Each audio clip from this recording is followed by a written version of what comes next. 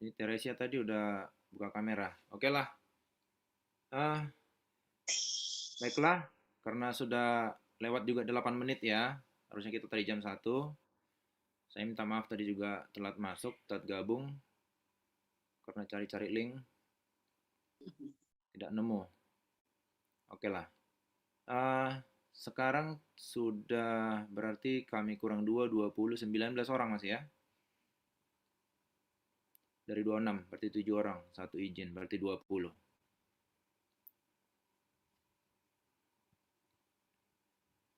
Baiklah, adik-adik. Hari ini pelajarannya tentang apa ya? Coba Maya dulu jawab.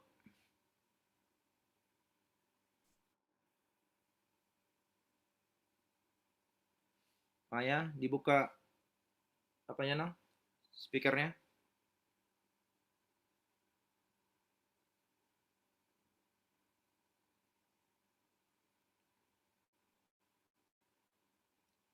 Hari ini tentang apa, Maya?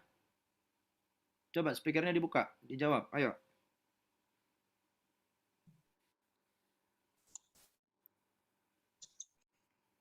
Bentar, Bang. Hah? Tentang apa, Dek?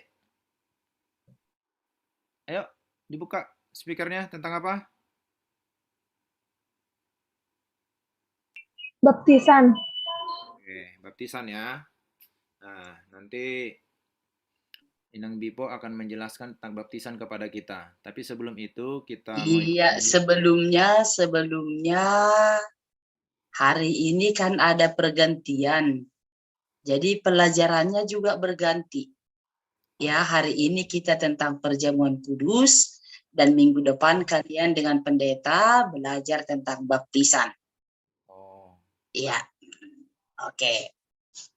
berarti sakramen perjamuan kudus kan ya? Perjamuan kudus, iya. Karena pergantian jadi saya ambil aja seperti tema yang untuk saya gitu. Jadi Oke. adik-adik udah paham ya? Hari ini tentang perjamuan kudus. Oke, saya akan share screen. Ini Tiur Ramaita Damanik. Coba dibuka dulu kameranya. Adek, coba dek. Kameranya dibuka, dek.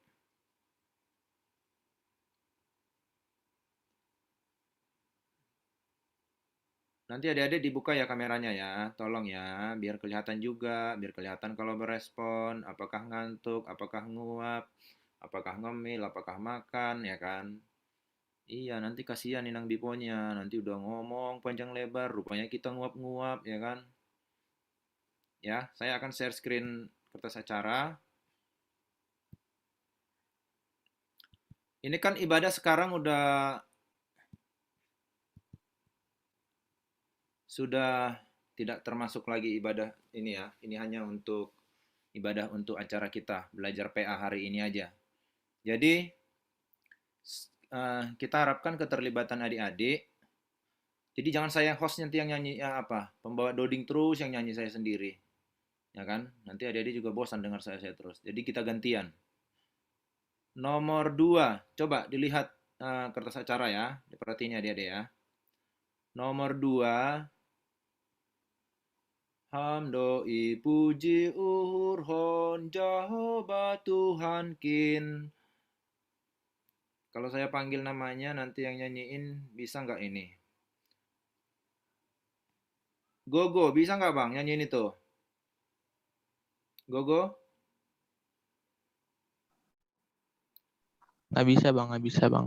Nggak bisa. Kurang tahu, kurang tahu. Kurang tahu ya. Berarti kamu nomor 4 bisa toh? Nomor 18, Kidung Jemaat 18 kan? Allah hadir bagi kita. Bisa ya? Nanti abang bantu deh kalau nggak bisa ya. Ini nanti kamu yang buka kamera. Nanti kalau ini saya bantu. Kamu yang menyanyikan ya. Allah hadir bagi kita dan hendak memberi berkat. Melimpahkan kuasa rohnya. Ya, bisa ya? Oke? Bisa kan? Gogo? Oke bang? Aman? Aman go? Kasih respon. Biar cepet kita, ayo. Bisa ya, Gogo? Ya belum tak. Hah? Aman kan? Gogo. Bisa? Bisa Enggak, nggak? Hah? kurang Bisa? tahu, Bang. Kurang tahu. Nomor 7, bagi Yesus kuserahkan. Ya, adik-adik harus tahu loh, lagu rohani ini lagu-lagu biasa loh. Jadi kalau nanti kalau ragu rohani pun kita nggak tahu, kalau lagi takut sendirian ya nyanyi lagu rohani kan? Masa nyanyi lagu apa? Slang misalnya kalau lagi takut dalam sendirian kan nggak mungkin. Ya harus tahu ya. Oke lah, kalau kamu nggak bisa, ini kita skip dulu lah. Untuk nomor 2, Hera. Saragi bisa. Aku kurang bisa yang itu. Nggak tahu nadanya. Oke, Ricard. Hamdoi Puji Urhon. Ayo biar cepat, biar cepat. Ayo. Ricard bisa ya? Ricard, respon please. Bisa bang? Cut. Ricard, kameramu, apa speakermu nggak bisa? Mana orangnya? Red card. Red card Saragi.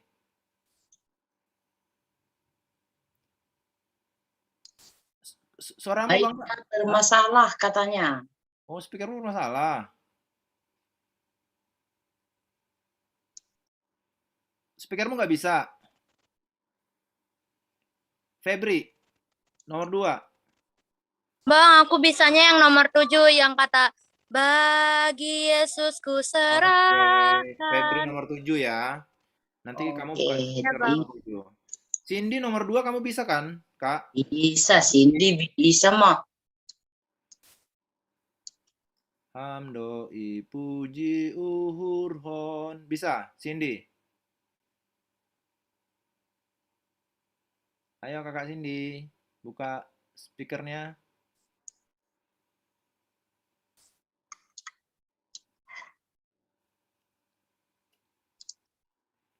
Baik bermasalah. Mic bermasalah. Itu kata Cindy tadi. Padahal dia pintar nyanyi. Semua lagu itu di balapnya itu. Coba ini Dek Elena. Bisa Dek, lagu nomor 2. Buka speakernya, jangan sambil Belum tahu. Belum tahu. Oke deh, nomor 2 saya yang nanti yang bawa. Kalau nomor 4 bisa kamu kan? Elena. Mana tadi Elena tadi? Ayo, adik-adik harus terlibat, harus ikut. Jangan hanya jadi pendengar. Akan lebih enak ininya ibadah kita kalau adik-adik juga ikut ininya. Ikut melayani di dalamnya. Ayo. Mana? Loh, Nomor 4 ya. bisa Elena? Dicari dulu deh, Kak, nadanya. Allah. Tahu tapi lupa nada. Oh, nanti saya bantu ya. Oke, Oke. oke. Oke. Untuk dua pembuka, saya mau Ricard BMS. Ini namanya keren banget ini. Oke, Ricard BMS, dua pembuka ya. Tiba-tiba rusak speakernya langsung. Rusak speaker bang katanya, padahal enggak. Bisa kan? Oke ya. Bang Ricard, aman? Bukalah speakernya dulu. Buka speakernya, belum kedengaran. Ayo. Orang Kristen nggak bisa berdoa itu parah loh. Cobalah. Sama aja tuh seperti ikan nggak bisa berenang itu. Ikan apa itu coba? Ayo. Ricard, buka speakernya. Ricard, speakernya kok nggak dibuka sih bang? Ayo dong, ayo. Adik-adik jangan begitu loh, ayo. Ayo. Ricard BMS. BMS ini apa ini? Beca motor Siantar. Wah. Ayo bercepat yuk. Ricard. Oke, bang. Ih, buka speakernya bang. Ayo. Gak bisa. Ih, kamu mah. Waduh, kabur semua ini. Ini adik-adik Parguru bahaya. Kalau kita orang Kristen disuruh berdoa nggak bisa dan nggak berani, aduh, diharapkan nanti setelah Amar Guru ini semua harus berani berdoa ya. Apalagi misalnya di rumah makan sendiri, gimana? Alex Sipayung, coba dibuka kameranya. Ini udah pada tutup kamera nih, Hot Daniel, Andrew, Alex Sipayung. Coba, ayo, ayo. Alex Sipayung, kamu yang buat doa pembuka ya Bang ya. Janganlah menolak semua. Ayo, kita sama-sama belajar kok. Tidak ada orang yang salah berdoa. Itu. Di hadapan Tuhan tidak ada orang yang salah berdoa. Apapun kamu ucapkan di hadapan Tuhan itu diterima. Asal dengan benar kau ucapkan ya. Kak, Alex, bisa? Ya Alex ya? Kak, Nggak bisa, Kak. Kak. Ya, kenapa? Saya doa pembuka aja deh, Kak. Ini siapa ini yang ngomong? Elena. Elena. Ya, saya doa pembuka aja. Tawar-menawar, Elena. Kenapa kalau bernyanyi? Nggak apa-apa. Saya doa pembuka aja. Ya udah. Tadi Hera udah belum ya? Hera kamu yang nomor 4 ya. Allah hadir bagi kita bisa kan? Bisa Nang? Bisa nggak Dek? Aduh, aku kurang. Nanti saya bantu deh. Berarti nanti saya bantu. Elena yang bawa doa pembuka. Nanti yang lagu nomor 2 saya yang ini nanti. Biar adik-adik juga tahu. Tapi sambil dihafal ya adik-adik ya. Ini lagu-lagu biasa di GKPS. Hamdu Ipuji Urhon. Harusnya udah bisa ya. Nomor 4 tadi nanti Hera. Nomor 7 siapa tadi? Febri ya? Ya Feb ya? Kamu kan Dek? Iya, iya Pak. Oke deh. Ya. Ya, saya rasa cukup sekian untuk tata ibadah kita. Untuk adik-adik, karena ini belajar firman Tuhan, ya kita harapkan semua kesungguhan hati di hadapan Tuhan. Ya, kita sih nggak bisa lihat ya adik-adik gimana, tapi Tuhan kan melihat ya. Nah, kita harus ada rasa takut sama Tuhan. Ya, baiklah. Bisa kita mulai, Inang Bipo? Ya, oke. Oke, ya. Kita akan memulai ibadah kita hari ini. Kita diberikan waktu untuk bersaat teduh.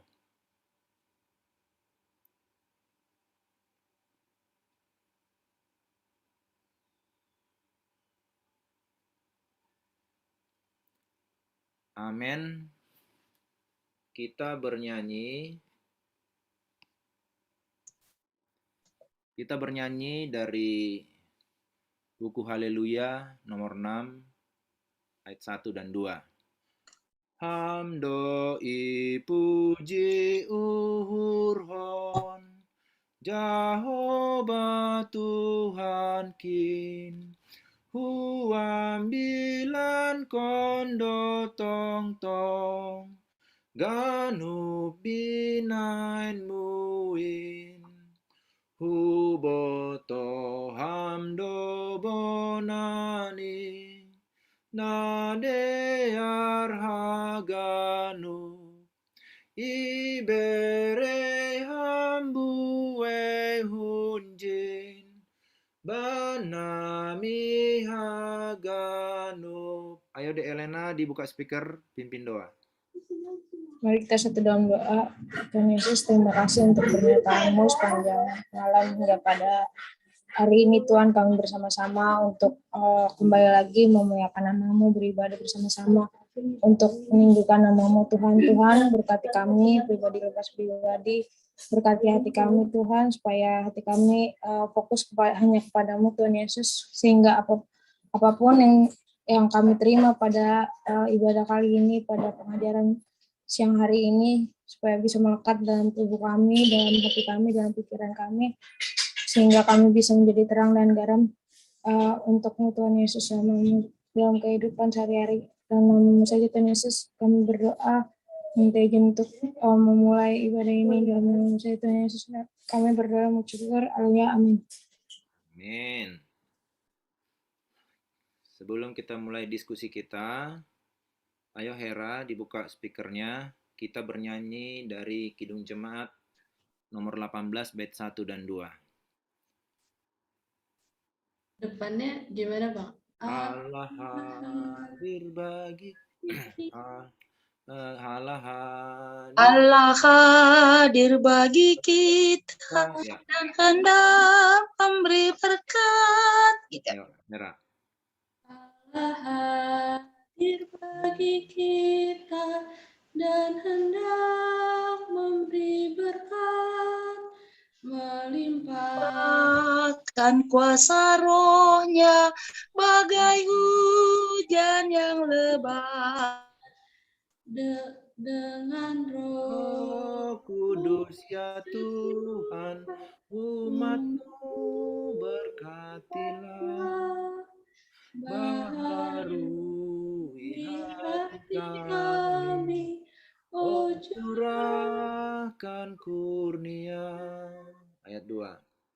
Allah hadir, sungguh hadir di jemaatnya yang kudus, oleh kasih kurnianya biar kita ditebus dengan Roh Kudus ya Tuhan, umat-Mu berkatilah, baharui hati kami, oh curahkan kurnia. Ya, Kang.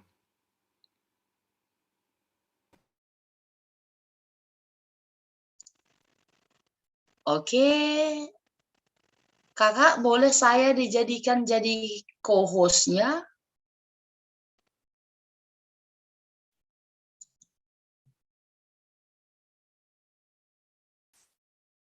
Oke.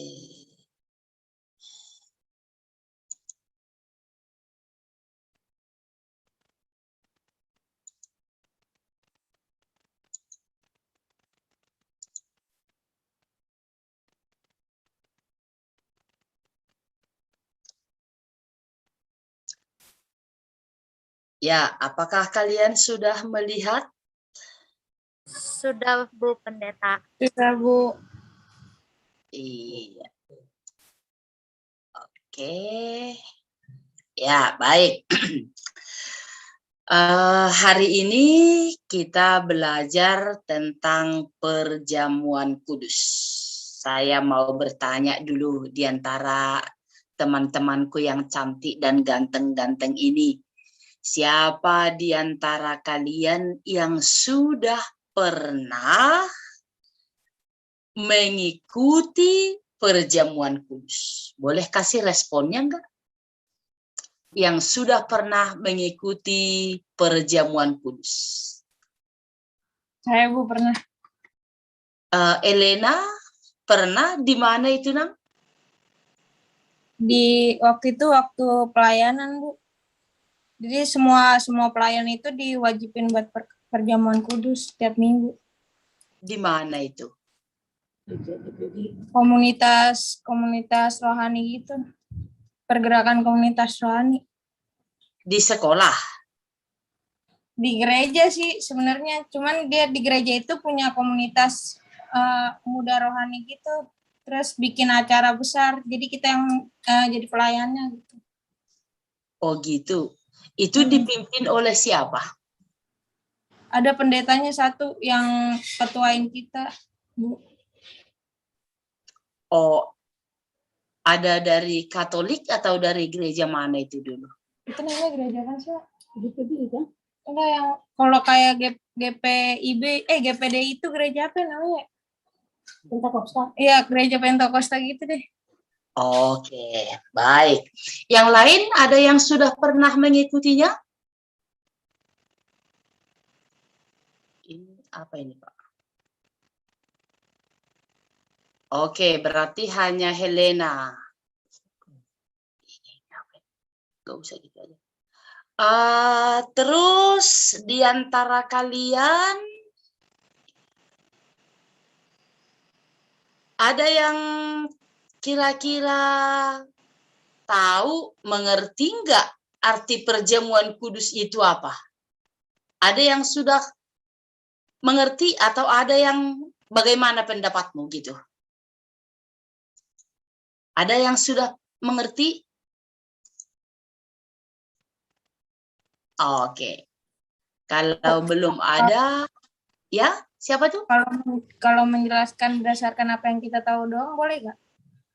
Boleh. Siapa ini yang ngomong sekarang siapa? Elena. Elena, oke silakan. Yang saya tahu perjamuan kudus itu saat kita dijamu sama Tuhan Yesus. Kalau yang kita jalani sekarang kan waktu itu Tuhan Yesus menjamu murid-muridnya itu menggambarkan roti itu sebagai daging dan anggur itu sebagai darah Yesus. Nah, terus itu sebagai simbolis doang sih kita ngejalanin sampai sekarang. Nanti ketika kita kembali lagi ke kerajaan Allah, Allah juga bakal menjamu kita dengan perjamuan kudus. Itu doang sih Bu yang saya tahu. Itu ya. Oke. Baik. Kita sekarang teman-teman perguru mengikuti ajaran GKPS, Gereja Kristen Protestan Simalungun. Ya.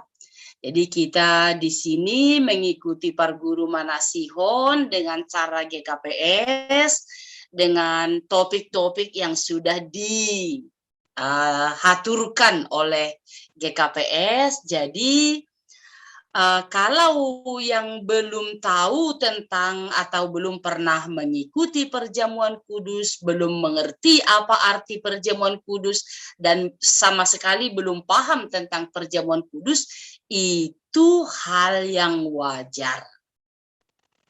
Ya, itu hal yang wajar. Jadi jangan bersedih hati kalaupun belum tahu. Dan yang sudah pernah melakukannya atau sudah mengerti sedikit banyak tentang perjamuan kudus, sekarang kita kembali ke GKPS, Gereja Kristen Protestan Simalungun. Ya, jadi hari ini dengan cara GKPS, dengan iman yang dianut oleh GKPS, kita belajar, kita menambah ilmu kita tentang perjamuan kudus. Oke. Ya.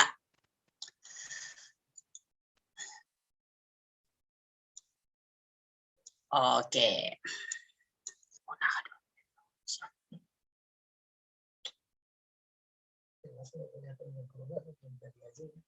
Ini maaf, kelihatan enggak? Keblok perlu. Keblok inang bepo. Coba di escape kali bisa itu. Ya. Oke, saya ini aja ya. Kalau nanti apa ini aja ya. Oke, ya. Oke, baik. Jadi ini menurut GKPS ya. Kata sakramen berasal dari bahasa Latin, yaitu sacramentum, yang artinya benda suci atau tindakan suci. Jadi ini yang perlu dipegang. Kata sakramen berasal dari bahasa Latin, yaitu sacramentum, yang artinya benda suci atau tindakan suci. Kata ini dipakai pertama sekali oleh masyarakat Roma. Jadi kata sakramen itu sebenarnya bagi orang-orang Romawi itu kalimat-kalimat yang biasa dipakai setiap hari. Misalnya dalam dunia pengadilan, biasanya di sana ada uang pengadilan gitu ya, uang tanggungan oleh pelapor dan yang terlapor gitu. Jadi uang tanggungan yang diletakkan di kuil pada waktu itu oleh dua orang yang sedang berperkara di pengadilan, pihak yang kalah akan kehilangan uang. Dan tentunya pihak yang menang akan mendapatkan uangnya. Demikian juga sakramen dipakai untuk sumpah bakti yang diikrarkan pada prajurit Romawi di depan kaisar. Ya, jadi kemudian hari gereja mengambil alih kebudayaan itu. dengan memberi isi yang baru. Jadi sekali lagi saya mau katakan sakramen itu berasal dari bahasa Latin yaitu sacramentum yang artinya benda suci atau tindakan suci. Kalau kata sakramen itu menurut orang-orang Romawi itu adalah bahasa sehari-hari yang dipakai oleh masyarakat. Contoh yang sering dikatakan tentang sakramen ini ketika ada pengadilan. Jadi ada yang terdakwa dan ada yang berperkara, berarti ada 2 orang itu. Mereka harus meletakkan uangnya di atas dewa, di atas kuil, dan siapa nanti yang menjadi pemenangnya atau siapa nanti yang menjadi kalah, mereka akan kehilangan uang. Kemudian ternyata bagi orang-orang Romawi, kalau ada prajurit, tentara, atau mereka-mereka yang boleh dikatakan bersenjata dengan resmi diakui oleh negara pada waktu itu, ketika mereka angkat sumpah, kata sakramen itu juga dipakai. Ya, jadi bagi orang-orang Romawi, sakramen itu sudah sangat-sangat merakyat. Tetapi kemudian hari, gereja mengambil alih kebudayaan itu dengan memberikan isi yang baru. Iya, jadi memberi arti yang baru, memberi suasana yang baru, memberi pemahaman yang baru, itu gereja. Ya, sakramen adalah tanda dan materi janji Allah tentang pengampunan dosa. Inilah arti yang baru itu. Ya, arti yang baru itu bahwa sakramen adalah tanda dan materi janji Allah tentang pengampunan dosa dan keselamatan kita melalui penderitaan, kematian, dan kebangkitan Kristus. Jadi ini arti yang kita mengerti juga sampai sekarang. Sakramen itu adalah tanda dan materi janji Allah tentang pengampunan dosa. Jadi ini bisa kamu catat. Dan keselamatan kita melalui penderitaan, kebangkitan, kematian, dan kebangkitan Kristus. Tanda dan materi janji Allah itu adalah, ini dalam hal sakramen perjamuan kudus, yaitu anggur dan roti yang melambangkan tubuh dan darah Yesus. Jadi kalau Elena tadi sudah menceritakan sedikit tentang apa yang dia ketahui di sini yang boleh disebutkan itu. Jadi sakramen itu adalah tanda dan materi janji Allah tentang pengampunan dosa. Jadi kalau nanti akan kita singgung sedikit berapa sakramen bagi GKPS dan berapa sakramen bagi Katolik. Ini yang perlu kalian ketahui adalah tanda, adalah materi janji Allah. Ya, kita mengingat bahwa Yesus mengampuni kita, Yesus menyelamatkan kita melalui penderitaannya, melalui kematiannya, dan melalui kebangkitannya. Tanda dan materi janji Allah itu adalah anggur dan roti yang melambangkan tubuh dan darah Yesus. Melambangkan. Ya, jadi kita harus nanti mengimani lambang ini dengan janji Allah. Jadi apapun itu kita mengingat bahwa Allah sudah mengampuni kita, sudah menyelamatkan kita, Dia menderita, Dia mati, dan Dia sudah bangkit. Iya. Materi itu adalah anggur dan roti tadi berfungsi menguatkan atau mengukuhkan janji Tuhan. Ya, jadi itu sangat-sangat istimewa. Materi itu, benda itu berfungsi menguatkan atau mengukuhkan janji Tuhan. Jadi kalau dengan kalimat yang di atas tadi, roti adalah lambang daripada tubuh Kristus, anggur adalah lambang atau simbol daripada darah Yesus. Tetapi walaupun ada anggurnya, ada rotinya, kalau itu tidak diiringi dengan janji Tuhan, dengan firman Tuhan, maka anggur dan roti itu hanya sebagai anggur dan roti. Tetapi kalau kita mengimani bahwa anggur dan roti itu mengingatkan kita akan janji Allah, mengingatkan kita akan penderitaan Yesus, mengingatkan kita akan keselamatan yang diberikan Tuhan, maka dengan firman Tuhan, ya, dengan firman Tuhan, bukan dengan kata-kata saya, bukan dengan kata-kata orang tua, bukan dengan kata-katamu, tetapi dengan firman Tuhan. Boleh itu disampaikan oleh pendeta, boleh juga disampaikan oleh mereka-mereka yang sudah ditugaskan untuk melangsungkan sakramen, ya. Sakramen perjamuan kudus dilakukan oleh Yesus sebagai anugerah Allah yang kasihnya tidak terbatas. Kekal kasih Tuhan itu. Dan berkenan untuk menguatkan iman kita yang masih lemah. Sakramen sebagai tanda sekaligus sebagai materai. Iya, jadi ini sangat-sangat penting kita ketahui ya bagaimanakah sakramen itu. Jadi kata kunci di sana sakramen ada bendanya, ada materinya, kemudian diiringi dengan firman Tuhan. Supaya kita mengingat bahwa kalaupun anggur dan roti itu sebagai lambang, sebagai simbol dari darah dan daging Tuhan, tapi kita percaya dengan firman Tuhan, kita akan diingatkan bahwa Yesus itu menebus kita dari dosa-dosa kita, dia sudah mati di bukit Golgota, dia sudah bangkit, dan dia ada bersama dengan kita. Oke.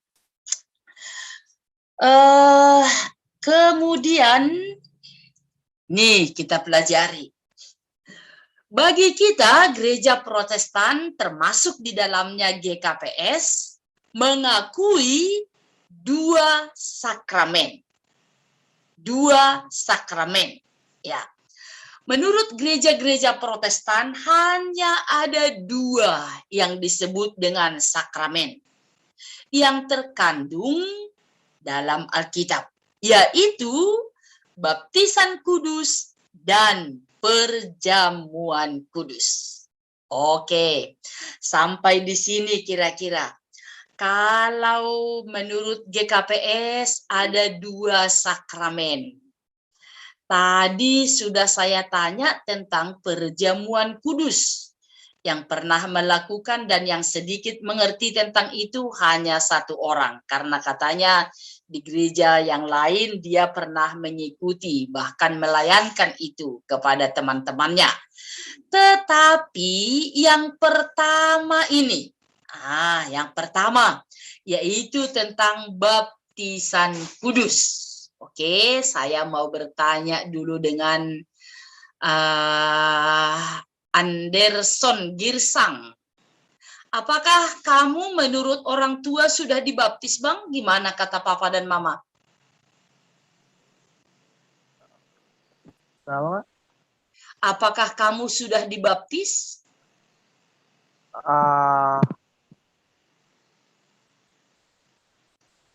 Bagaimana kata Bapak dan Mama? Kamu pasti belum pernah mengajukan itu.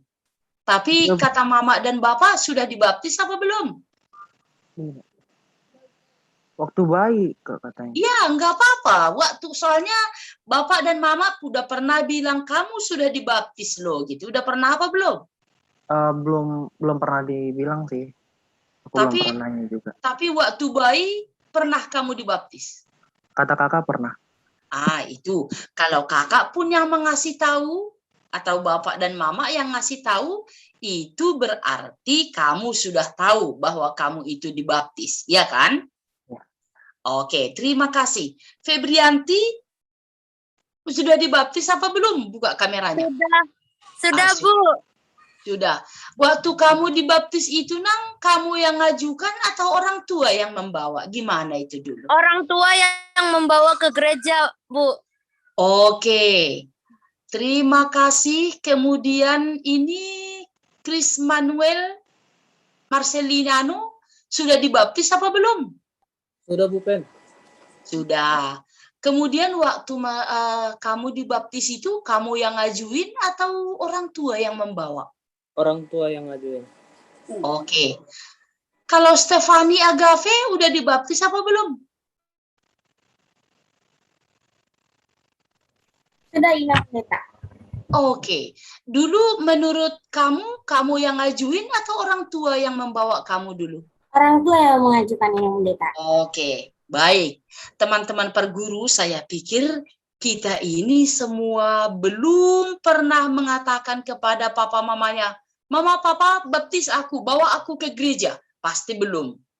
Tetapi saya percaya atau ada yang belum dibaptis di antara kalian. Semuanya sudah kan? Dan itu waktu kecil.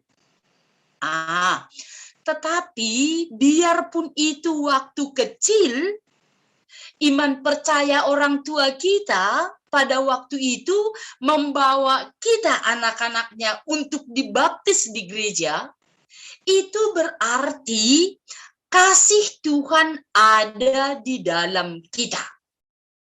Berkat Tuhan ada di dalam kita. Lalu orang tua kita sesudah kita dibaptis selalu mengatakan, nanti deh coba tanya papa. Kalau kita sehat, orang tua berkata, itu adalah anugerah Tuhan. Kalau kita anak yang pintar, itu juga berkat Tuhan. Kalau kita baik-baik, itu juga anugerah Tuhan. Dan tidak ada orang tua yang merindukan anak-anaknya nakal misalnya. Boleh dikatakan malas. Tidak ada. Orang tua pasti menginginkan supaya kita ini adalah orang-orang yang hebat, orang-orang yang pintar. Dan menurut pelajaran kita hari ini, orang tua kita sudah membawa kita kepada Tuhan dan melangsungkan melalui pendeta, baptisan itu sudah menjadi milik kita. Ya, adik-adik, teman-teman perguru, di sini coba dulu kalian ada Alkitabnya masing-masing kan? Atau kalau tidak pun, oke. Atau kalau tidak pun, saya mau suruh dulu kalian, minta tolong dulu saya sama Cindy Sinaga. Buka dulu mikrofonnya, Nang. Coba dibaca dulu yang ada di depan kita, teks yang ada di depan kita, yaitu Matius 28 ayat 19 sampai ayat yang ke-20.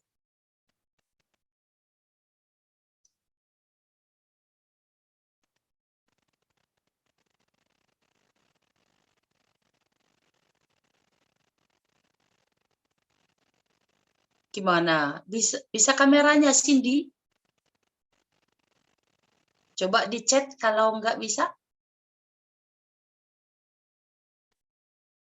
Tadi memang katanya ngeluh dengan kamera, Nang ya. Oke, kalau begitu saya pindah ke... ini dia. Denasta Kraharisana Vindo. Coba buka dulu kameramu dan baca dulu dari Matius 28 ayat yang 19 sampai yang ke-20. Sekarang ada di depan layar kita.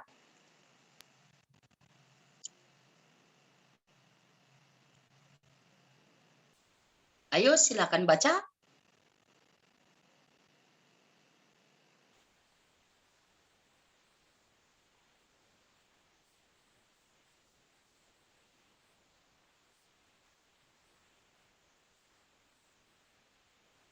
Belum kedengaran, Denasta? Atau saya yang tidak mendengar?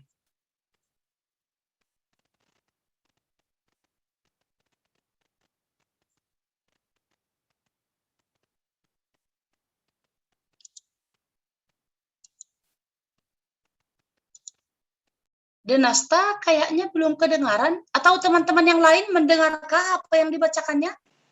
Itu di error, Bu. Ya? Bagaimana, Nang? Mic-nya error, Bu.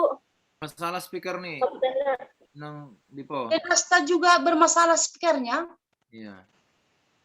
Waduh, kalau begitu Adam Christian, bisa kamu baca, Bang? Bisa, Bu. Oke, silakan. Matius 28 ayat 19 sampai 20. Karena itulah pergilah jadikanlah semua bangsa muridku dan baptislah mereka dalam nama Bapa dan Anak dan Roh Kudus. Dan ajarlah mereka melakukan segala sesuatu yang telah kuperintahkan kepadamu. Dan ketahuilah aku menyertaimu kamu senantiasa sampai kepada akhir zaman. Oke, ya baik teman-teman perguru. Di sini dasar Alkitab kita mengatakan bagaimanakah baptisan kudus itu, yaitu pesan agung dari Tuhan Yesus. Supaya pergilah ke seluruh dunia, pergilah ke semua bangsa, jadikanlah mereka menjadi muridku dan baptislah mereka dalam nama Bapa, Anak, dan Roh Kudus. Ya, satu hal yang perlu di sini teman-teman perguru, Tuhan Yesus tidak pernah menganjurkan pengulangan baptisan. Ya, dan ini yang kita imani. Ini yang kita imani. Nanti kita akan bedakan bagaimana janji Tuhan tentang perjamuan kudus.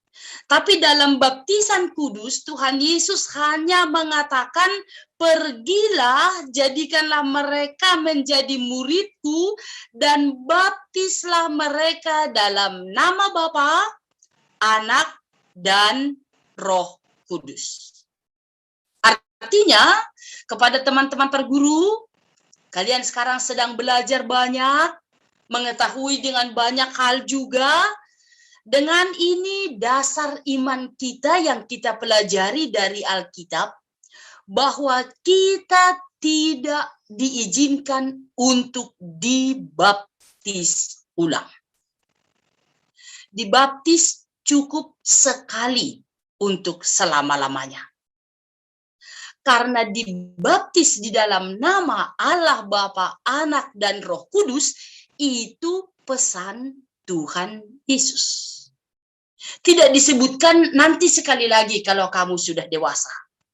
Ya, jadi ini dibaptis.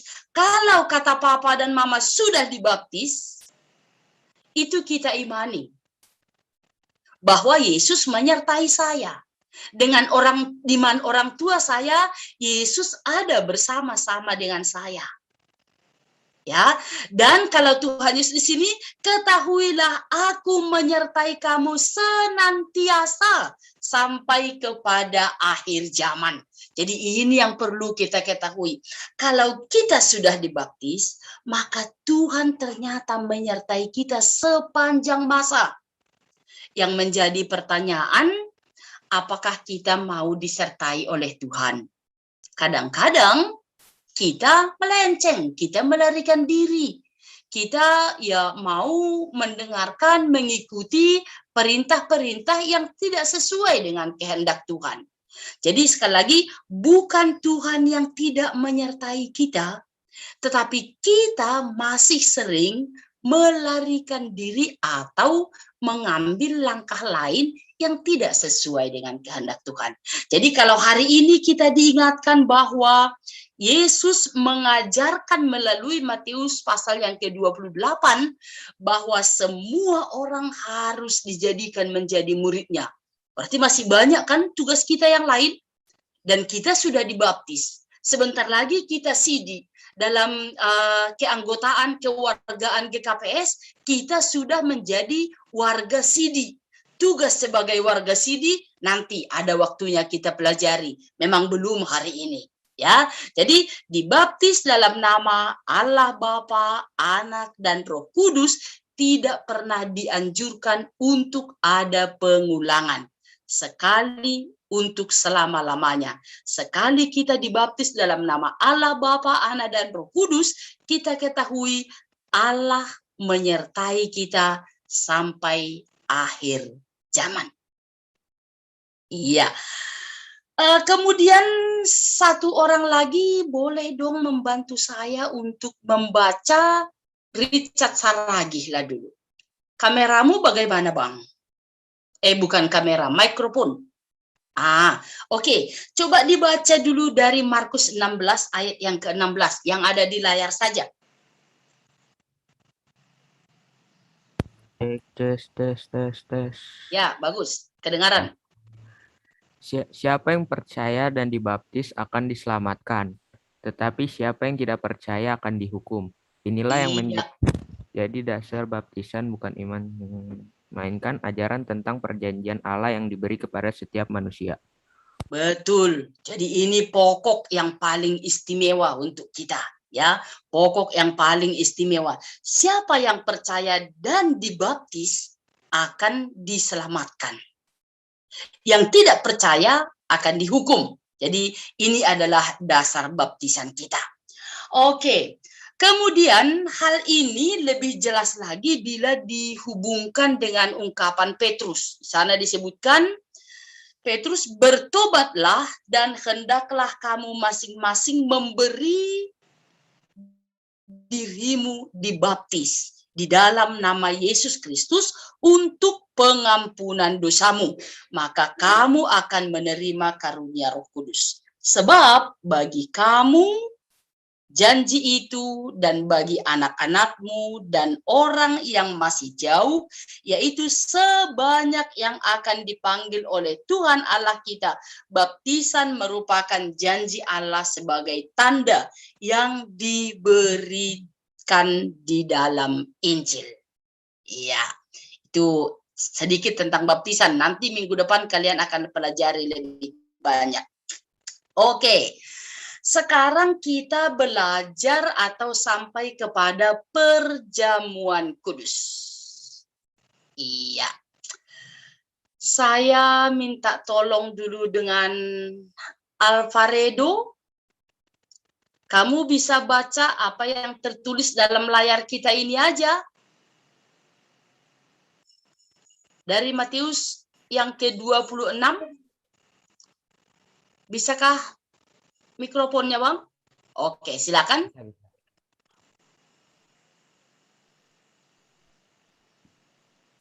Silakan membaca.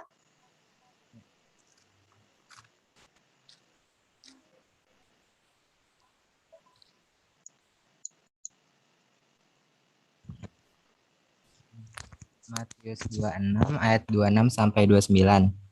Dan ketika mereka sedang makan, Yesus mengambil roti, mengucap berkat, memecah-mecahkannya, lalu memberikannya kepada murid-muridnya dan berkata, "Ambillah, makanlah, inilah tubuhku."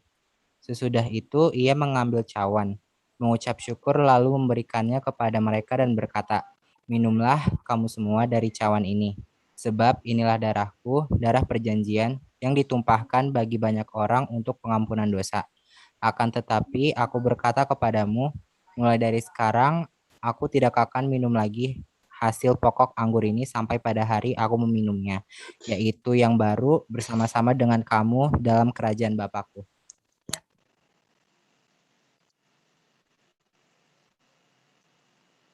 Oke, ya, jadi itu tadi simbol dan alatnya ya. Ada anggurnya dan ada rotinya. Bagaimana caranya? Di sini dijelaskan bahwa Yesus yang memberikan itu kepada murid-muridnya. Yesus berkata, ambillah, ya, dan makanlah, ambillah dan minumlah. Itu tadi simbolnya, ya. Kemudian perjamuan kudus bukanlah ternyata perjamuan biasa, karena perjamuan kudus harus dilaksanakan sebagai suatu peringatan akan Yesus yang dihubungkan dengan kedatangan Kristus yang kedua kali. Ya, jadi ini ada ayat-ayat nanti kalian baca ini dari Matius 26, Markus 19, Lukas 22 dan 1 Korintus. Di sana ada disebutkan setiap kali kamu melakukannya, kata Yesus, maka kamu akan mengingat aku. Ya, itu berarti tidak cukup sekali. Ya, perjamuan kudus dilakukan tidak cukup sekali, tapi berulang kali. Dan ketika kita melakukan perjamuan kudus, kita mengingat bahwa Yesus yang menyelamatkan kita dari dosa, Dia yang memberikan anugerah kepada kita, Dia sudah mati untuk kita, Dia sudah bangkit untuk kita. Itu adalah sukacita bagi kita. Jadi kalau kita merayakan perjamuan kudus adalah hari yang sangat penuh dengan sukacita, mengingat betapa Tuhan sangat mencintai kita. Dan ketika kita melakukan perjamuan kudus nanti mengingatkan kita untuk selalu melakukan sesuai dengan kehendak Tuhan. Jadi kalau hal-hal yang bertentangan dengan keinginan Tuhan itu bukan perilaku oleh orang-orang yang sudah diselamatkan Tuhan. Iya, jadi perilaku orang-orang yang diselamatkan Tuhan adalah mengingat kasih dan anugerah Tuhan. Mengingat perbuatan-perbuatan Tuhan yang sangat luar biasa itu. Jadi kita ini harus berpedoman kepada kasih dan anugerah Tuhan. Ya, jadi sekali lagi perjamuan kudus dilakukan sesering mungkin. Karena Tuhan Yesus menganjurkannya, ketika kamu berbuat demikian, kamu akan mengingat aku. Ya, itu berarti ulangi lagi, perbuat lagi. Kita mengingat kasih Tuhan, kita mengingat perbuatan-perbuatan Tuhan yang sangat luar biasa. Jadi itu bedanya. Kalau tadi baptisan kudus, baptis dalam nama Allah, Bapa, Anak, dan Roh Kudus, tidak ada disebutkan nanti kamu ulangi. Gitu ya. Tapi kalau dalam teks kita dari Matius, dari Markus dan Lukas ini disebutkan perbuatlah demikian untuk mengingat aku. Ini yang paling istimewa ya. Oke, dalam gereja Katolik ini yang mau kita sedikit singgung. Mereka mengetahui, mengimani ada 7 sakramen. Mungkin di sekolah juga kalian ini sudah pernah pelajari. Atau mungkin guru agama kalian di sekolah Katolik pasti ini mereka tonjolkan. Tapi jangan lupa kalian pelajari tentang 7 sakramen.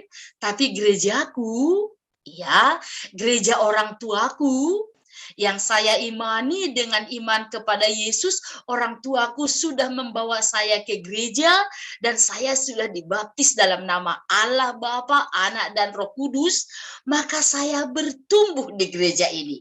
Saya besar di gereja ini. Saya mengikuti sekolah minggu dan sekarang saya masuk remaja. Karena itu saya tidak akan terpengaruh karena saya sudah banyak mengenal tentang firman Tuhan. Ada baiknya kita pelajari juga yang 7 sakramen menurut Katolik. Apa saja yang dimaksudkan dengan 7 sakramen ini? Yang pertama ada baptisan kudusnya. Yang kedua ada perjamuan kudus, ini yang mereka sebutkan dengan ekaristi. Yang ketiga ada penguatan yang mereka sebut dengan konfirmasi. Ini kira-kira bagi kita nanti angkat CD. Ya, peneguhan, penguatan.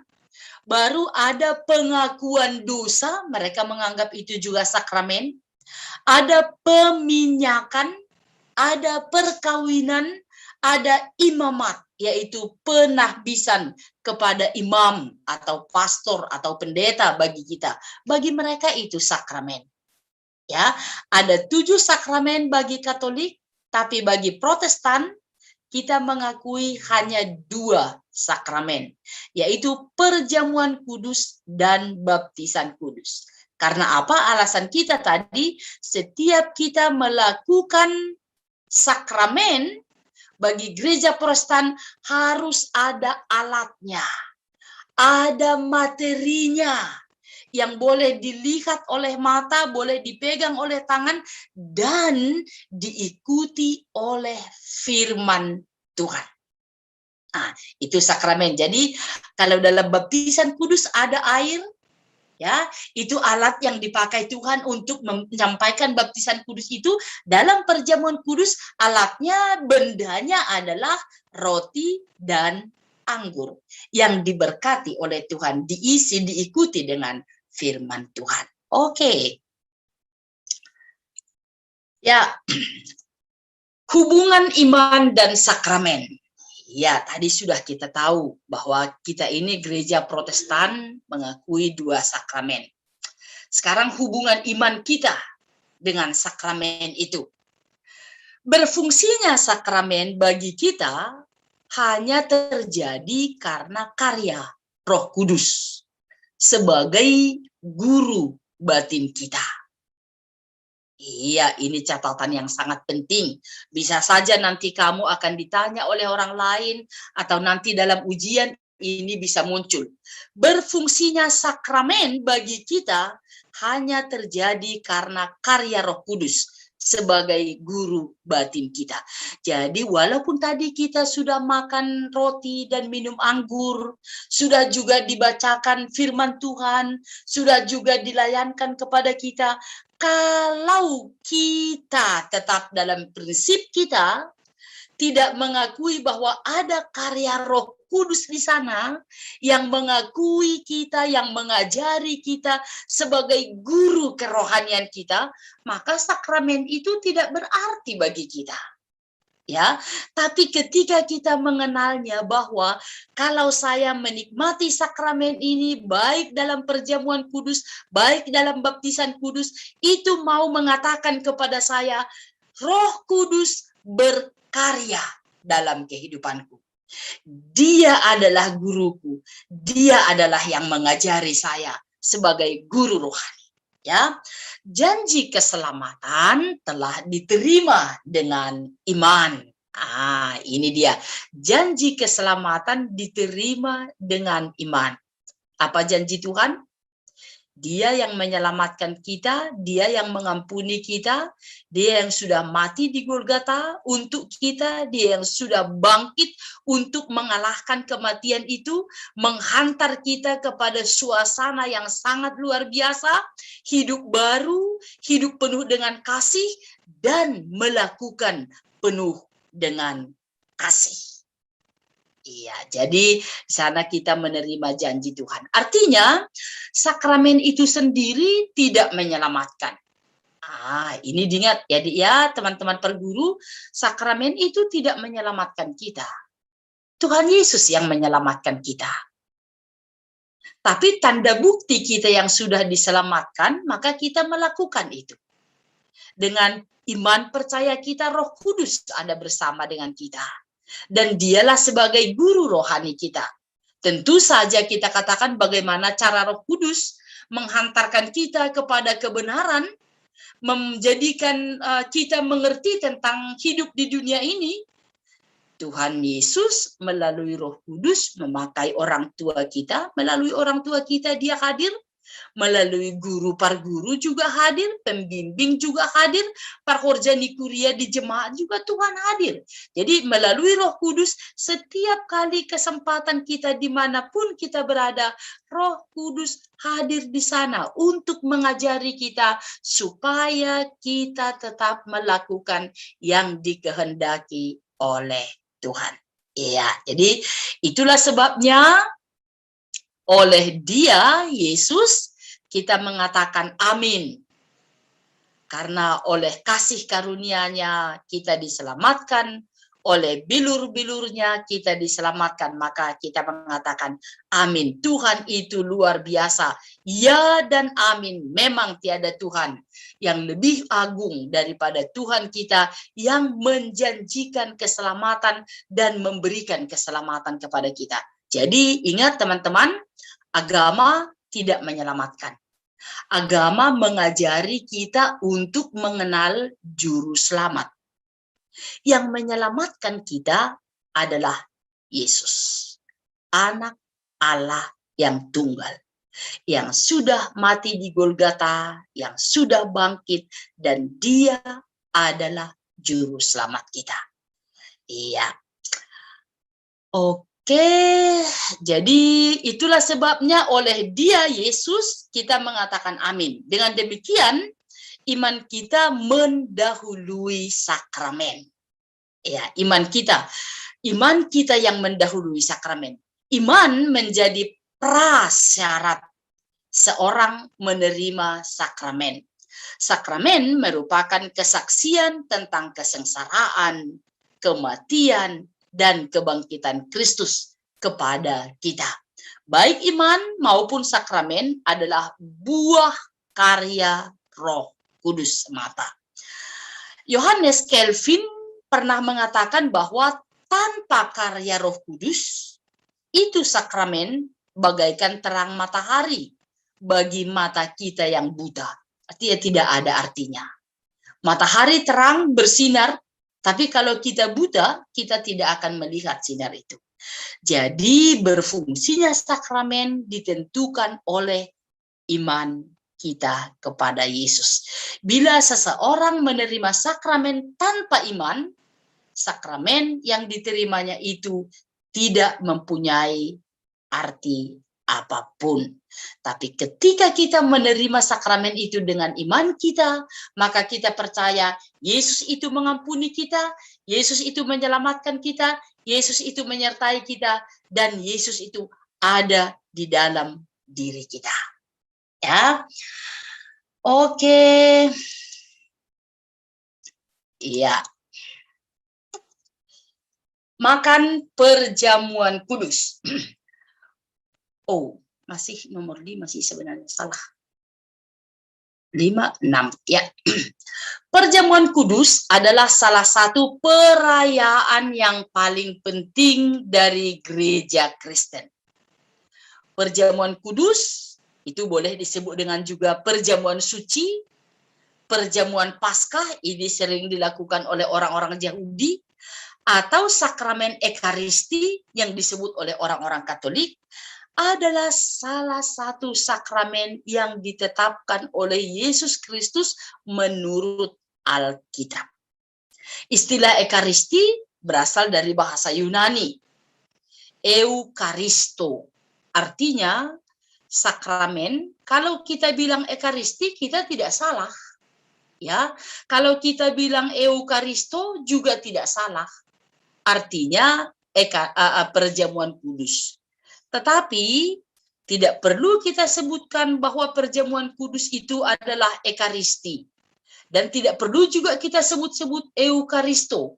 Karena kalau ini kita sebutkan, orang tua kita nanti tidak mengerti tentang itu. Kita yang banyak mengerti karena kita sudah belajar sekarang. Jadi sebutkan saja perjamuan kudus. Ya. Yang artinya sebenarnya kita berterima kasih dan bergembira. Ketika merayakan perjamuan kudus, di sana isinya kita berterima kasih, kita bergembira. Kalau kata Ekaristi pun dari Katolik atau dari orang-orang Yunani, Eukaristo, artinya itu bergembira dan berterima kasih. Ya, istilah ini lebih sering digunakan oleh gereja Katolik, yaitu tadi Ekaristia, sedangkan istilah perjamuan kudus digunakan oleh gereja Protestan. Perjamuan kudus didasari pada perjamuan malam, lazim di orang Israel kuno, yaitu untuk memperingati pembebasan bangsa Israel keluar dari tanah perbudakan. Pada mulanya pesta Paskah dilaksanakan dalam rumah tangga orang-orang Israel.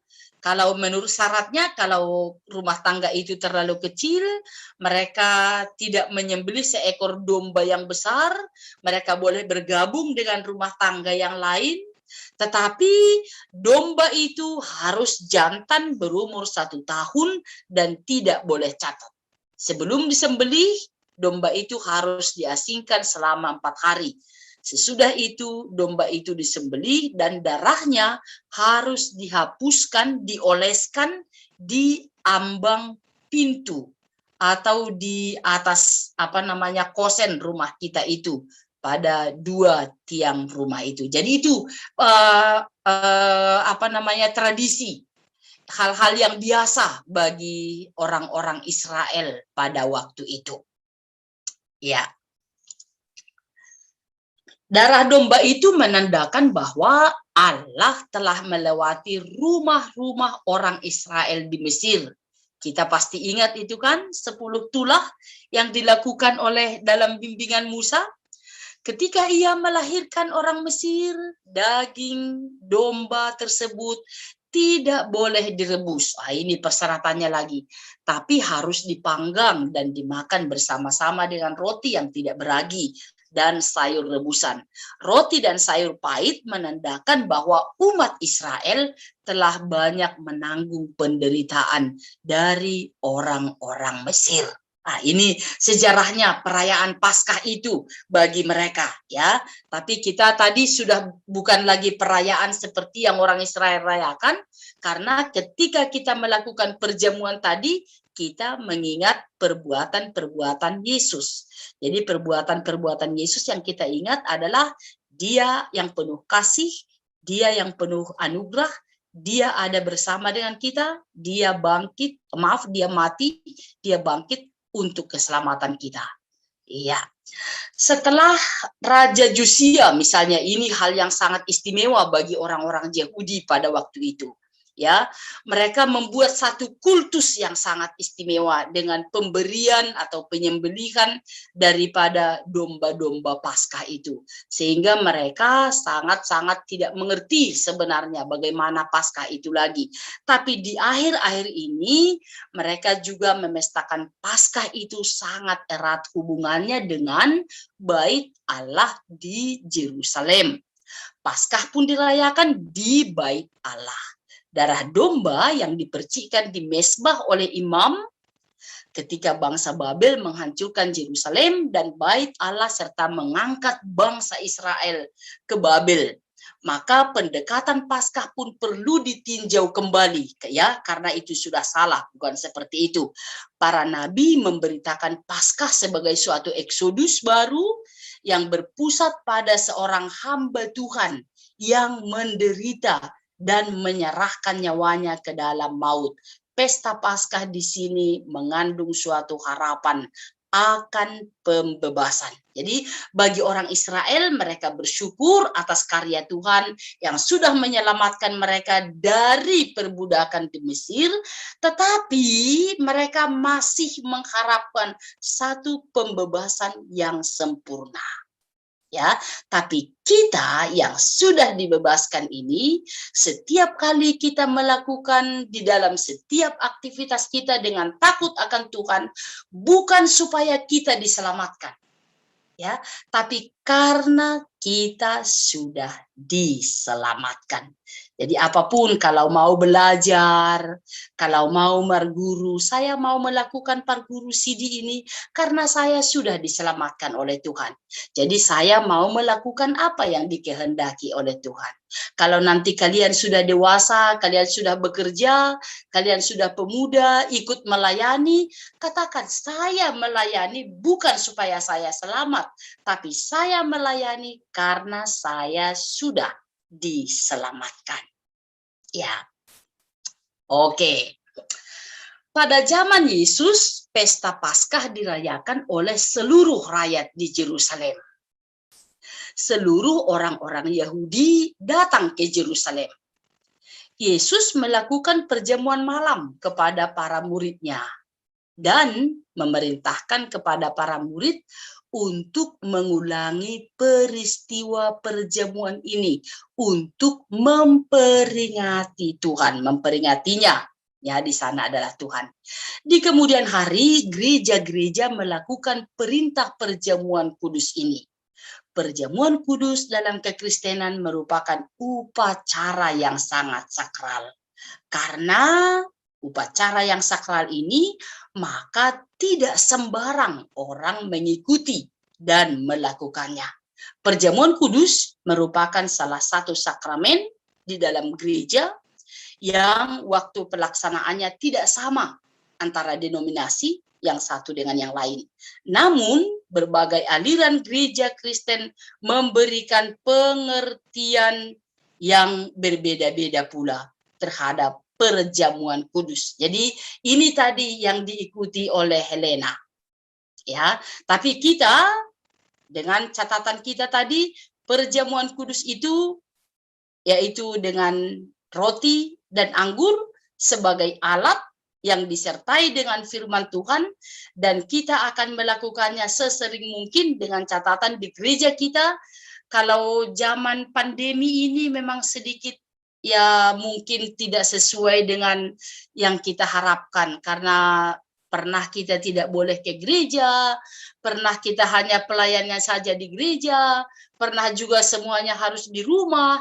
Jadi pelayanan perjamuan kudus terakhir ini sedikit terganggu, ya.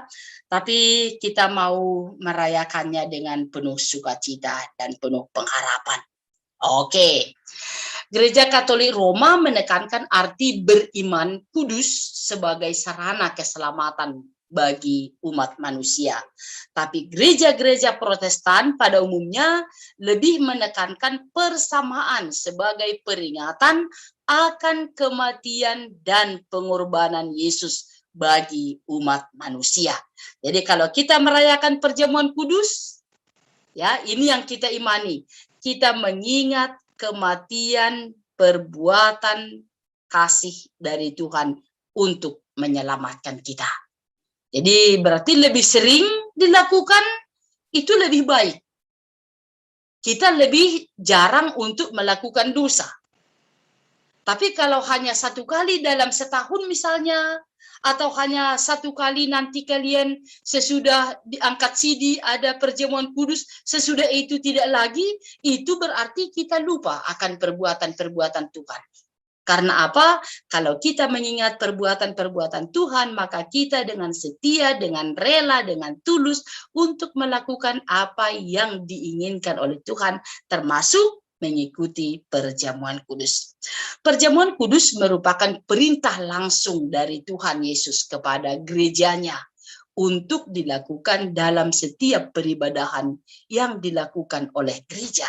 Memang waktu pelaksanaan upacara tidak ditetapkan oleh Yesus. Hal ini menyatakan bagi Yesus esensi pelaksanaannya bukan pada kapan hal itu dilakukan oleh gereja. Ya, bukan kapan dilakukan, tapi bagaimana iman kita untuk mengingat perbuatan-perbuatan Tuhan dan bersyukur penuh dengan sukacita. Ini jugalah yang menyebabkan tidak seragamnya pada waktu pelaksanaan perjamuan kudus dalam gereja-gereja yang termasuk ada di dunia. Tekanan yang diberikan oleh Yesus adalah makna perjamuan kudus itu sendiri, yaitu mengingat perbuatan-perbuatan Tuhan. Dia mati untuk kita, dia bangkit untuk kita. Hidup dalam penuh kasih. Oke. Iya. Jadi kita boleh sedikit awal ya, nanti ini akan lebih sering lagi kalian dengarkan. Apa arti perjamuan kudus itu untuk kita? Mengapa kita harus melakukannya?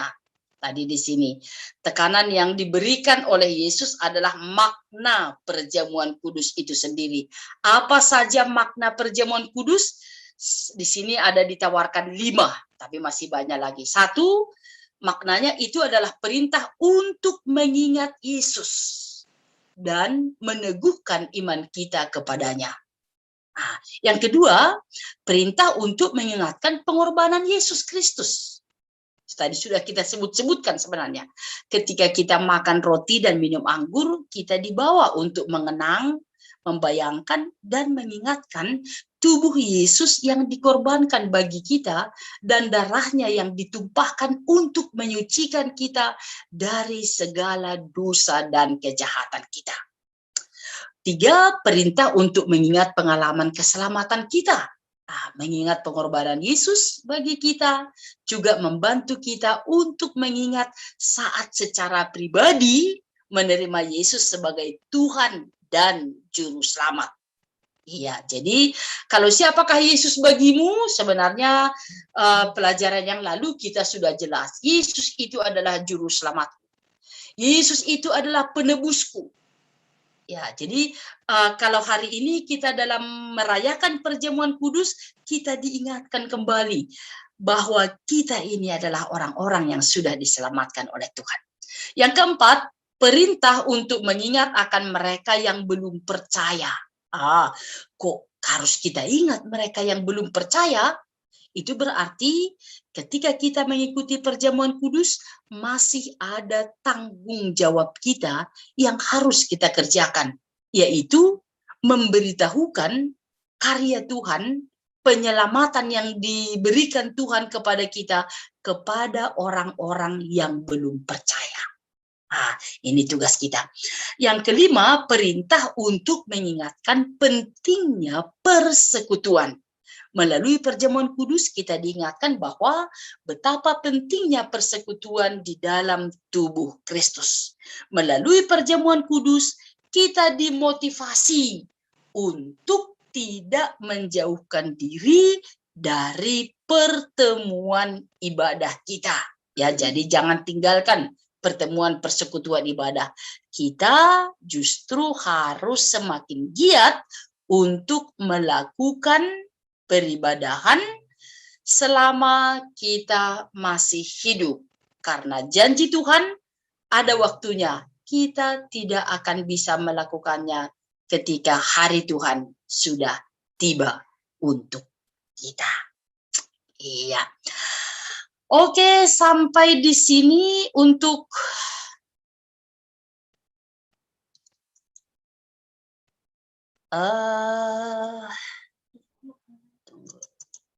Sudah, ini Pak. Ya, sebentar.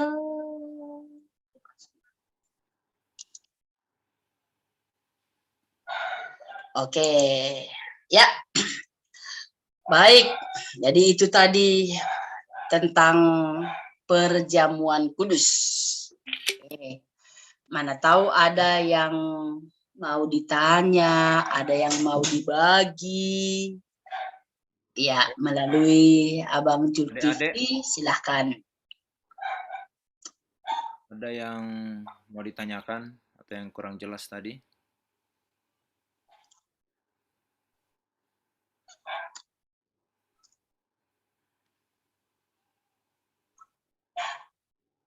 Ini Adam Christian sama Elena kakak adik ya? Oh, pantesan. Sip. Iya. Oh. Oke. Berdua ya. Oh, berdekatan umur kalian ya, Dek? Bareng-bareng itunya. Ayolah, ada yang mau ditanyakan? Adik-adik yang sudah dijelaskan tadi? Bu, saya mau nanya, Bu. Yuk. Oke, Tadi Elena. kan di 7 sakramen yang versi Katolik kan ada perkawinan, sementara menurut gereja itu kan cuma perjamuan kudus sama baptisan kudus. Berarti kalau kita nggak menjalankan perkawinan nggak apa-apa dong? Oke. Atau ada yang lain? Masih ada yang lain? Silakan. Jawab. Ayo, kita kasih 2 penanya lagi. Saya, Pak. Oke, Raymond. Silakan, Mon. Iya, Bu Bipo. Pertanyaan saya itu, apakah wajib pendeta yang melakukan sakramen atau bisa orang biasa gitu atau manusia biasa gitu? Oke, terima kasih. Oke. Ada lagi yang lain? Satu penanya lagi, ayo.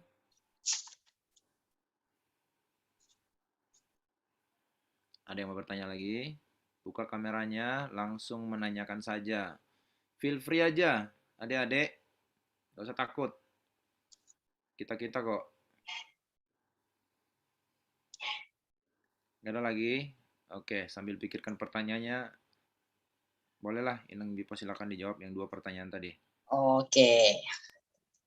Iya. Maaf tadi saya lupa ini. Siapa yang bertanya pertama tadi? Pertama Elena tadi, Elena si payung ya. Ya, yang bukan si... Yang kedua Raymond. Ya, yang kedua Raymond. Yang pertama tadi Elena ya? Ada lagi Bu di chat tapi ada. Ya, Chat, gimana? ya. Enggak, yang nanya pertama kan tadi Elena kan ya? Iya, ada lagi di chat yang Nah, di pertama chat nanti. tadi Adam tanya juga. Oke, nanti saya bacakan ya. Boleh nanti Abang yang Zulkifli yang lihat ya, apa saja pertanyaannya ya. Oke, tadi yang pertanyaan pertama, kita GKPS, Gereja Kristen Protestan Simalungun, mengakui hanya 2 sakramen. Lalu temanku yang cantik ini tadi berkata, berarti kalau hanya 2 sakramen itu saja yang harus dilakukan. Kan gitu, baptisan kudus dan perjamuan kudus. Berarti boleh dong, nggak usah kawin. Ini adalah pertanyaan yang sangat luar biasa untuk kita. Ya, ini adalah pertanyaan yang mungkin kalian sudah banyak belajar, banyak membaca dari yang lain ya. Jadi kalau jawaban saya dari situ, ini umurmu berapa, Nong? 22, Bu. 22. Iya, kalau zaman orang tua kita dulu, mungkin orang bapak mama enggak lah. Kalau opung kita umur 22 udah punya anak biasanya. Kalau pada zaman itu. Anak 2 udah. Tetap, ya? Udah. Iya. Tapi kalau zaman sekarang banyak pemuda-pemuda kita yang boleh dikatakan umur 30 pun dia merasa belum waktunya untuk menikah. Itu. Jadi yang mau saya katakan di sana, menikah itu bukan berarti ada hubungannya dengan perjamuan, dengan sakramen. Dan bukan juga berarti kalau tidak diaturkan oleh sakramen itu boleh atau tidak boleh. Ya. Jadi kalau ini memang kalau boleh nanti perlu juga ada diskusi tentang ini, tapi sekedar sekarang untuk itu mari kita imani dengan kasih yang dari Tuhan bahwa jodoh kita itu, perkawinan itu berdasarkan kasih dan anugerah Tuhan. Ya, jadi kalau kita mengingat di dalam Perjanjian Lama, kalau ada pertanyaan, misalnya siapakah seorang perempuan ketika lahir langsung dikawinkan? Ada yang tahu? Seorang perempuan sesudah baru lahir langsung dikawinkan. Ada yang tahu siapa orangnya? Masuk akalkah itu? Coba buka dulu buka mikrofonnya, siapa yang tahu? Ada teka-teki. Siapakah nama seorang perempuan baru lahir sudah dikawinkan? Itu dalam Alkitab loh.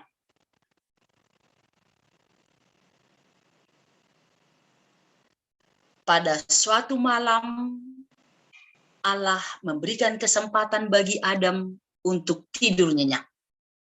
Lalu Allah mengambil satu rusuk dari Adam dan menjadikannya seorang perempuan. Di bawahnya lah perempuan. Hawa, iya kan? Lalu Allah menjadikan tulang rusuk itu menjadi seorang perempuan. Kan baru lahir itu. Kemudian Allah membawa perempuan itu kepada Adam. Dan mereka menjadi suami istri. Perkawinan itu inisiatif Allah. Ya, perkawinan itu inisiatif Allah. Dasar kita untuk mengatakan ya dan tidak perkawinan sesuai dengan kehendak Allah. Itu saja yang boleh saya katakan sekarang. Jadi kepada tadi adikku yang cantik, bukan berarti karena Katolik mengatakan bahwa ada 7 sakramen, termasuk di dalamnya ada perkawinan, maka harus menikah. Sementara kita hanya 2 sakramen, yaitu perjamuan kudus dan baptisan kudus. Oleh sebab itu tidak harus gitu ya. Tapi kita imani dulu sekarang menurut perjanjian lama, kalian sudah pernah membaca itu pasti dari kejadian itu, bahwa pada suatu malam Allah menidurkan Adam. Lalu Allah mengambil satu rusuk dari Adam. Allah menjadikannya menjadi seorang perempuan. Dan perempuan itu dibawa kepada Adam. Siapa namanya? Hawa. Hawa adalah seorang perempuan yang diantarkan, ya, yang diberikan kepada Adam menjadi istrinya. Jadi perkawinan itu adalah inisiatif dari Allah.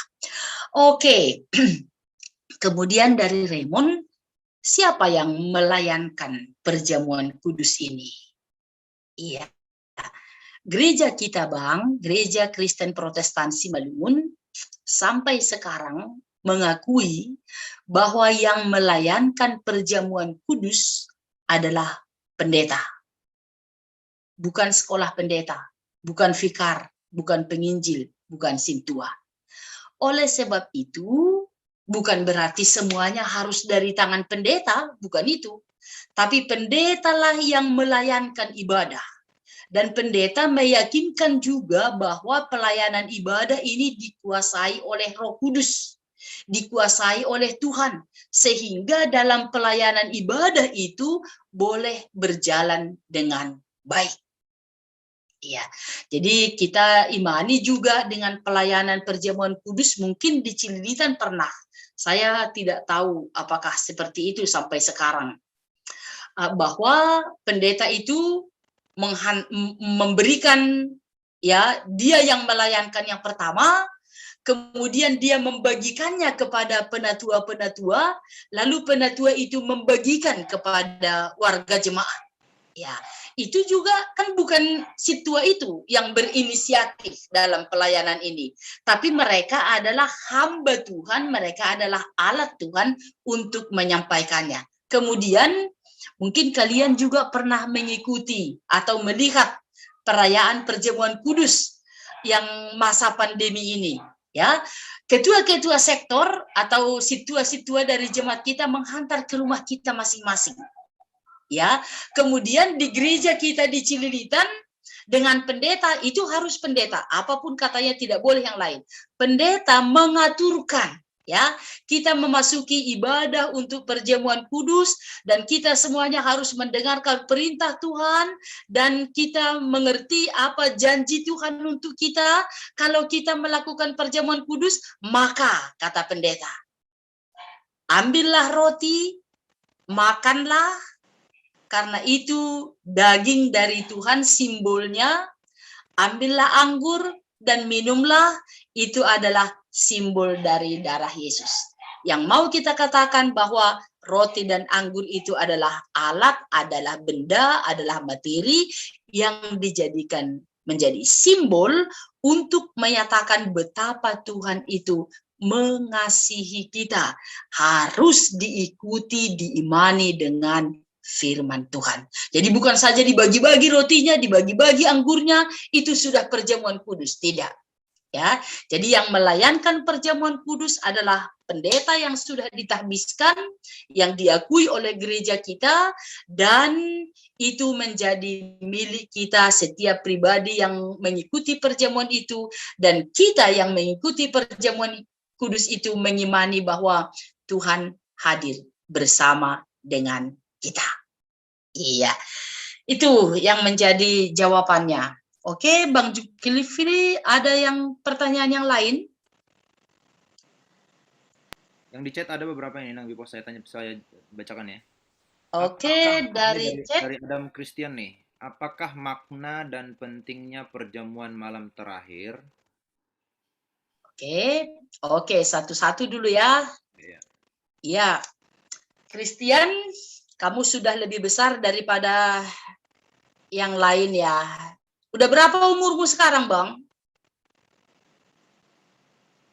Christian? Adam Christian. Buka speakernya? Ya, sudah berapa umurnya sekarang? Nggak gerak ya. Oh, iya. Coba Adam Christian ditanya Inang Bipo tuh dijawab.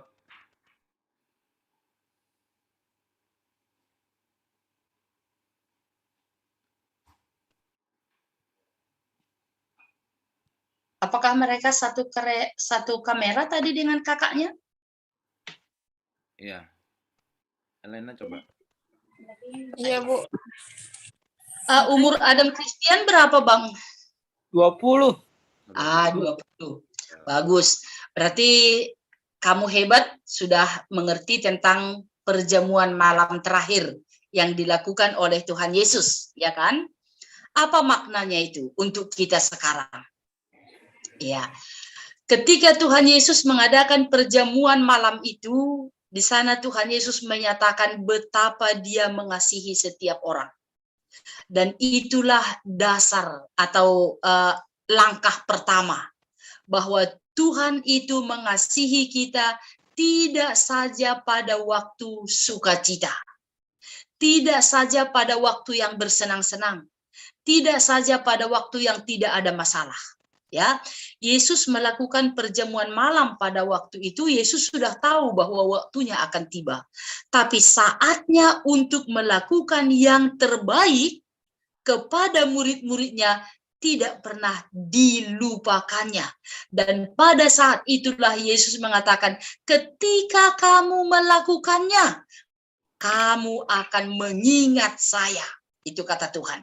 Jadi mengingatkan kita artinya bagi kita sekarang, kalau kita nanti melakukan atau merayakan perjamuan kudus, kita mengingat bahwa ada kasih Tuhan yang tak terhingga, yang tidak terbatas dalam suka maupun duka. Tuhan selalu memberikan kasih-Nya kepada saya, kepada kita. Jadi imani bahwa kasih Tuhan yang sangat luar biasa itu. Itu arti, makna perjamuan kudus terakhir. Dan tentu saja apa yang dilakukan oleh Tuhan Yesus pada malam hari itu, dengan adanya perjamuan kudus itu, nyatalah bahwa orang yang tidak percaya akan dihukum. Bayangkan dengan Judas. Mereka sudah sama-sama merayakan ibadah itu pada awalnya. Tetapi Judas ternyata ada orangnya di situ, tapi hatinya bukan untuk perbuatan-perbuatan Tuhan. Mereka, Judas membayangkan ada nanti orang di sana yang sudah mempersiapkan uang, yang sudah mempersiapkan sukacita yang luar biasa. Jadi bagaimana tentang hukuman kepada Judas, kita sudah tahu, pasti kalian sudah ingat itu. Ya, jadi sekali lagi, arti makna perjamuan kudus pada malam terakhir sebelum Paskah itu, yaitu pada hari Kamis, itu kita sebutkan Kamis sebelum Jumat Agung, itu adalah mengingatkan kita bahwa Yesus itu sangat mengasihi kita. Tidak saja ketika kita senang, atau tidak saja ketika kita susah, tapi kasih Yesus dalam suka maupun duka selalu menyatakan bahwa Dia mengasihi kita. Dia peduli kepada kita. Dan Yesus menggenapi apa yang sudah dijanjikan Allah Bapa kepadanya, yaitu untuk menyelamatkan manusia, bukan untuk menyelamatkan dirinya sendiri. Iya, itu saya pikir. Ada tadi satu lagi. Dari Richard, BMS. Apakah kalau ikut perjamuan kudus sudah terhapus dosanya? Iya, ini mantap ini. Pertanyaan yang sangat luar biasa. Ya, tapi nanti kamu sendiri yang menjawab. Orang yang mengikuti perjamuan kudus dengan iman percaya bahwa Yesus yang menyelamatkan kita, bahwa Yesus yang memberikan kasih-Nya kepada kita, dan dengan iman percaya kita mengingat karya Tuhan dalam melakukan perjamuan kudus, maka dosa kita sudah dihapus. Ya, jadi iman kita dulu. Saya mengimani bahwa Yesus itu adalah juru selamat. Saya mengimani bahwa Yesus itu adalah mati untuk saya, bangkit untuk saya. Dia adalah hidupku. Ya, dengan iman baru kita melakukan perjamuan kudus. Dan pada saat itu kita akan menyerahkan seluruh dosa-dosa kita kepadanya. Ya, kita mengutarakan dosa apa saja yang kita lakukan. Tapi karena iman kita tadi, karena kerinduan kita untuk karya Tuhan, boleh kita lihat, maka dosa kita dihapuskan oleh Tuhan. Tapi misalnya saja seperti Judas tadi, dia ikut pada perjamuan malam itu. Tapi imannya bukan kepada Yesus.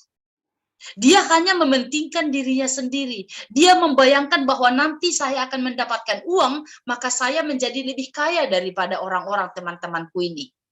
Dosanya tidak diampuni. Ya, bahkan dia mendapat hukuman sesuai dengan perbuatan-perbuatannya. Ya, jadi ketika kita melakukan perjamuan kudus dengan iman percaya bahwa Yesus itu adalah juru selamat, dan dengan setianya kita memberitahukan, mengikhlaskan pada Tuhan bahwa Dia adalah juru selamat kita, maka kita mohon ampuni saya Tuhan, pada saat itu dosa kita diampuni oleh Tuhan.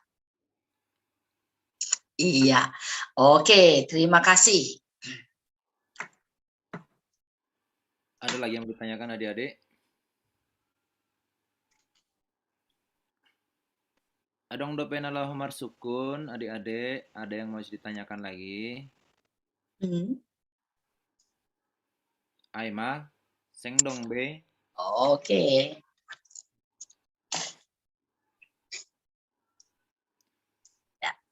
Tutup Mama. Oke, baik. Kita satu dalam doa. Bapa yang di surga, kami sungguh amat percaya Engkau adalah Tuhan dan Juru Selamat kami, yang setia mendampingi kami dan mengajar kami untuk turut dengan kehendak Tuhan. Pada siang sore hari ini kami mempelajari firman-Mu, mempelajari kehendak-Mu melalui tema kami tentang perjamuan kudus. Tuhan, terima kasih karena kesempatan ini boleh kami pakai untuk semakin mengerti, dan biarlah kami anak-anak-Mu ini tetap dalam kasih dan anugerah-Mu, sehingga ketika mereka sesudah sidi nanti, sesuai dengan aturan kami, mereka tetap mengingat karya Tuhan dan merayakan perjamuan kudus dalam kehidupan mereka. Kami sungguh amat percaya bahwa Tuhan ada dalam kehidupan teman-teman kami ini, supaya mereka juga dalam perjuangannya untuk mengenal Tuhan, untuk mengimani kasih dan anugerah Tuhan, Tuhan bersama dengan mereka. Berkati orang tua kami, berkati adik dan kakak kami, berkati juga jemaat-Mu ya Tuhan, dan jadilah kehendak-Mu sekarang sampai selama-lamanya. Dalam nama Yesus kami berdoa. Amin. Ya.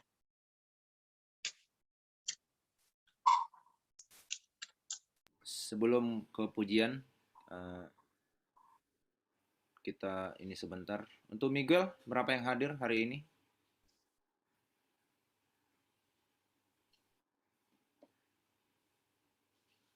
Buka speakernya. Hari ini yang hadir 24 orang. 24 orang ya. Oke. Nanti buat di apa?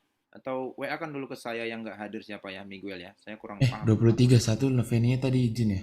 Jadi ya. 23. 23 ya. Nah, yang nggak hadir coba nanti WA ke saya. Tadi saya sudah catat sih namanya. Oke. Nah, itu bertanya. Baiklah, kita lanjutkan ibadah kita. Kita akan tutup ibadah ini.